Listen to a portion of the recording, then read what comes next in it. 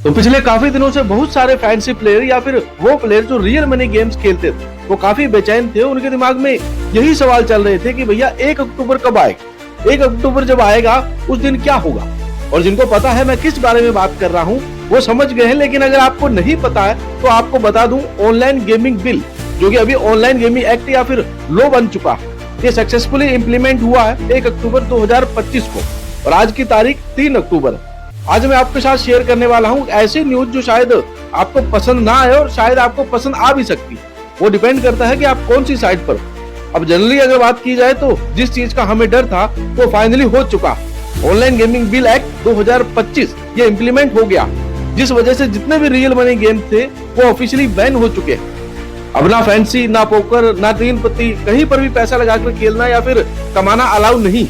कुछ कंपनीज ने एक लास्ट ट्राई दे दिया था फ्री टू प्ले का, लेकिन सच तो ये है कि ना तो उन कंपनीज का फायदा हो रहा था, ना उन खेलने वाले उन प्लेयर्स को कुछ मजा आ रहा था। तो बेसिकली प्रॉफिट भी गया, रिवॉर्ड भी गए और जो मजा था ये सब गेम्स का जो थ्रिल था वो भी चला गया। और सबसे बड़ी बात आपको बताऊं ना तो अभी भी फ्यूचर जो है वो अनप्रिडिक्टेबल। ऐसा क्यों? क्योंकि 7 अक्टूबर को सबसे बड़ी हियरिंग होने वाली है। 3 अलग अलग कंपनीज और 3 अलग अलग पिटीशन और सब अपने राइट्स के लिए लड़ रहे।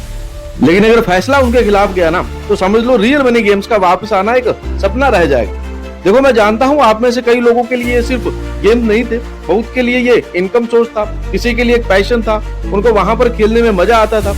उसी के साथ साथ वो थोड़े बहुत कमा भी लेते थे, वो अलग थ्रिल होती, उसमें अलग फायदा होता। और देखो ना उसी थ्रिल को उन्होंने एक ही दिन के अंदर इस लॉ की मदद से खत्म कर दिया। इस पॉइंट्स पर अगर ऐसा कोई फैंसी ऐप है, अगर वो क्लेम करता है आप यहाँ पर पैसे लगाकर खेल सकते हो या फिर जो कुछ भी कर सकते हो, उस पर मैं कहूंगा कि खेलने से पहले थोड़ा अपनी रिसर्च करना, वो ऐप कितना लेजिट है पहले वो समझ लेना, उसके बाद अपना कोई डिसीजन बनाना। क्योंकि इस पॉइंट पर किसी भी ऐप पर आप जो है पैसे लगाकर नहीं खेल सकते। बट क्या पता उस ऐप पर जो बिजनेस मॉडल है वो अपना टिपिकल पेड कॉन्टेस्ट वाला नहीं, थोड़ा डिफरेंट है।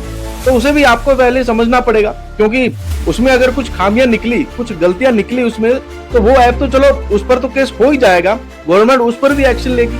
आपने अगर उसमें कुछ पैसे इन्वेस्ट किए तो आपके पैसे भी अटक जाएंगे। और आखिर में इस वीडियो में मेरे पास कहने के लिए बस एक ही चीज है, फिलहाल वेट करने के अलावा हमारे पास कोई भी ऑप्शन नहीं।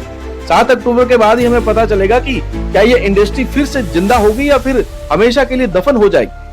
और बस दोस्तों मुझे बस इतनी ही क्लैरिटी देनी थी आज की इस सिचुएशन पे। आपके मन में अभी भी बहुत सारे सवाल होंगे और उसका मैं एक शॉर्ट सेंटेंस में आपको जवाब दे सकता हूँ। फैंसी का कमबैक अभी बहुत लो चांस पर लग रहा, बट 0% भी नहीं है। देखो सिर्फ होप्स रख सकते हैं, पब्लिक अपनी तरफ से ऐसा कुछ नहीं कर सकती जिससे इन सब एप्स का कमबैक होना थोड़ा पॉसिबल भी हो जाए। फैंसी को एक प्लेयर जैसे समझो जो एक मैदान में उतर चुका है, उस मैदान पे उस गेम में कुछ नए रूल लागू हो गए और उन रूल की वजह से ना इस प्लेयर्स को अपने फुल पोटेंशियल पे खेलने का मौका नहीं मिल रहा। और वो रूल से ज्यादा फर्क नहीं पड़ेगा, क्योंकि जो रेफरी है वो फिलहाल सुप्रीम कोर्ट है और सुप्रीम कोर्ट जो कहेगा, सुप्रीम कोर्ट का जो डिसीजन होगा उसके बाद ही हमें पता चलेगा कि क्या होने वाला है इस प्लेयर का।